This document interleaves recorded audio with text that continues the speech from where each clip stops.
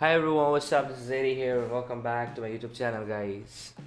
As I did mention, guys, that for the next couple of videos, I'm trying to explore more of the historical part of this world, and through this reaction channel, it gives me, an opportunity to connect with people from different countries who has a similar interest like what I have, exploring about different cultures and history. So as you can see already on my screen that I'm going to react on the rise and fall of the Mongolian Empire. So to be honest, I have studied about Genghis Khan, but to a very little extent when I was in my school, because our like every country primarily focuses more on their more history, their subjects first, and then they focus on the world history. So we studied a lot about Indian history, and I was always intrigued by the fact that Mongolian Empire expansion, like from China all the way to the Middle Eastern countries, it starts there. The boundary of Mongolian Empire was still that much, and I do also know one fact that uh, one side of the Mongolian Empire, like in the form of Babur, like who was the first king, I think emperor of the Mughal dynasty in India.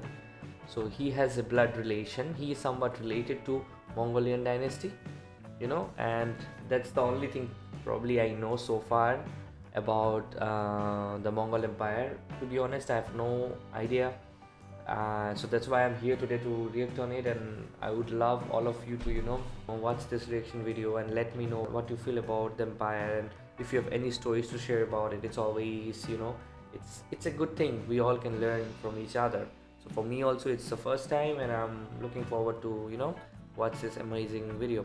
So guys, before I start, I would like to just introduce myself. This is Eddie here, and I'm from India. I make reaction videos of music, travel, culture, and the things that I like, and I'm here to connect and make a community of people of music and culture. And that's what the tagline of my channel is: Eddie Reacts, man of music and culture. So guys, without wasting much time, let's check this video out. Hold on. What does it say? In the space of 7 years, I have succeeded in accomplishing a great work and uniting the whole world in one empire. It completely makes sense, because I heard that one of the biggest,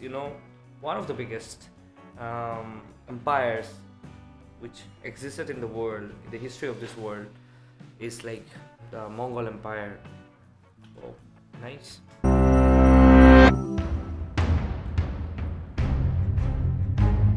It was the largest contiguous land empire in history, stretching from Korea to Ukraine and from Siberia to southern China. And Korea to Ukraine, southern China. Oh, that's amazing, man. was forged on the open plains. In the 12th century CE, before the Mongol Empire formed, the East Asian steppe was home to scattered groups of Mongol and Turkic pastoral nomads led by Khans. The Turkic pastoral nomads. Now, this is something I have no clue about them. Well, interesting. people herded sheep, cattle, yaks, and camels. They lived in felt tents and moved between summer and winter campsites. Nomadic women held significant authority, managing these migrations, many of the flocks, and trade. Meanwhile, men specialized in mounted warfare. These nomadic groups often fought each other. That was to change under Temujin, who was born into an aristocratic Mongol family. Despite losing his father at an early age and growing up in poverty, he quickly rose to power by forging strategic alliances with other leaders. Unlike those Khans, Temujin promoted soldiers based on merit and distributed spoils evenly among them. His most brilliant move was to scatter the nomads he conquered among his own soldiers so they couldn't join together against him. These innovations made him unstoppable, and by 1206 he had united the people of the felt wall tents and become Genghis Khan. The Mongols were shamanists, believing that the spirits of nature and their ancestors inhabited the world around them. Over all arched the sky god Tengiri. Genghis Khan believed that Tengiri wanted him to conquer the entire world in his name. With the nomads of the Mongolian plain united, Now that That questions me. I mean, like, often I have come across this question that Khan usually is termed with people who were, part of the Muslim community, but they're mentioning about, like, they used to, where is that? Believe that Tengeri wanted to conquer the entire world. Tengeri. Now, sky god Tengeri. So what basically was the religion of the Mongol Empire? Because the lineage, like the part of the Mughal who came to India, they were practicing Muslims, and this is something that quite interesting. I don't know exactly. Let's watch this video to find the answer. Genghis Khan believed that Tengiri wanted him to conquer the entire world in his name. With the nomads of the Mongolian plain united, this seemed within reach. Anyone who resisted the Mongols was resisting Tengiri's will, and for this insubordination had to die. Under Genghis Khan, the Mongols first subdued northern China and the eastern Islamic lands.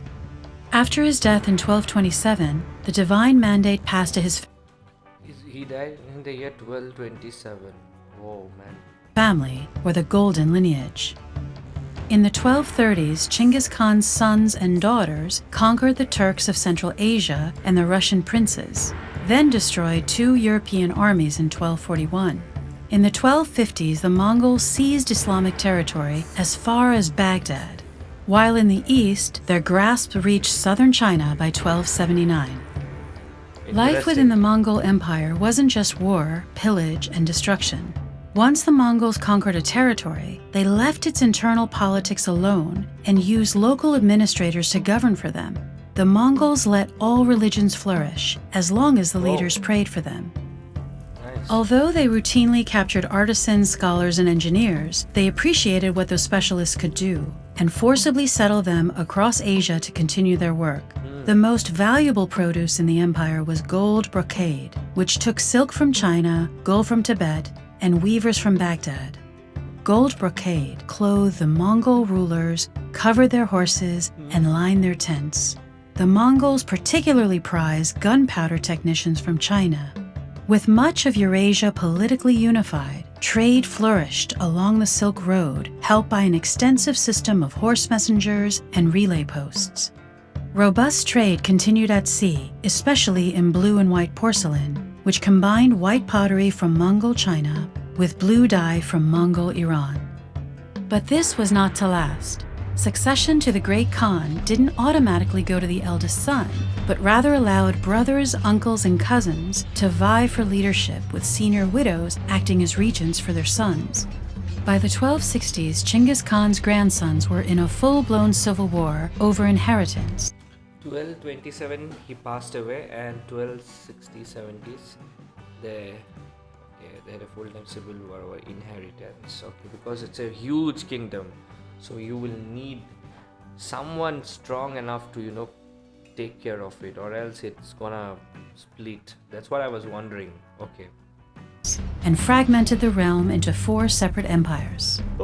In China, Kublai Khan's Yuan dynasty is remembered as a golden age of science and culture.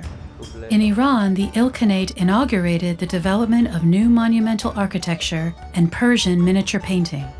In Central Asia, the Chagatai Khanate brought forth leaders like Timur and his descendant Babur, who founded the Mughal Empire in India. And in Eastern Europe, the Golden Horde ruled for years, until a trading post named Muscovy grew into a major world power.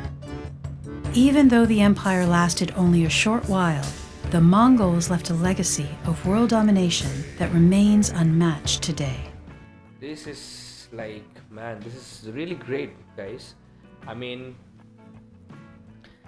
it just gives you an overall insight of how rich and how the Mongol Empire Genghis Khan had this in his mind. I mean, like, I guess my mind has just opened now to an extent where I can say that I at least know a little bit about the Mongolian dynasties and the history of kingdom so far. But it's nice that Genghis Khan passed away in the 1200s, but his name is still written in the history for a reason, right?